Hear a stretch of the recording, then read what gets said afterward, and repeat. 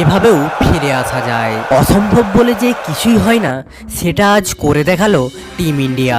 হ্যাঁ বন্ধুরা, ভারতের প্রথম ইনিংস এসে সবাই ভেবেই নিয়েছিল যে পাকিস্তানের কাছে হয়তো লজ্জাজনক হারতে চলেছে টিম ইন্ডিয়া। সেই আশায় জল ঢাললো জাসপ্রীত বুমরা। এদিন টসে জিতে পাকিস্তান ব্যাট করতে পাঠায় টিম ইন্ডিয়াকে। ব্যাট করতে নেমে টিম ইন্ডিয়া ঋষভ পান্ত ছাড়া কোনো ব্যাটসম্যানই ঠিকমতো করে পিছিয়ে দাঁড়িয়ে থাকতে পারেনি। নাসিম শাহ এবং মোহাম্মদ আমিরের বোলিং দাপটে দিশেহারা হয়ে পড়ে ইন্ডিয়ার ব্যাটসম্যানরা।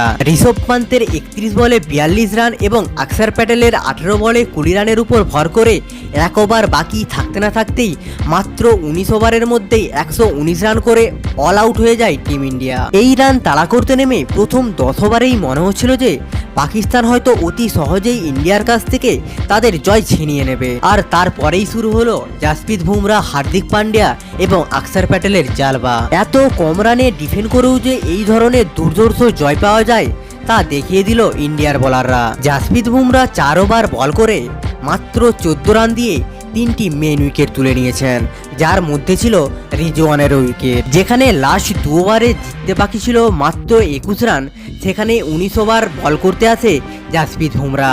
জাসপ্রীত বুমরা 1 ওভার বল করে মাত্র 3 রান দিয়ে 1টি উইকেট তুলে নিয়েছেন। লাস্ট ওভারে বাকি ছিল 18 রান, সেই রান করতে পারেনি পাকিস্তান। মাত্র 113 রানেই থেমে যেতে হয় পাকিস্তানকে। 6 রানে হেরে ওয়ার্ল্ড কাপের স্বপ্ন এখানেই থামিয়ে রাখতে হলো পাকিস্তানকে।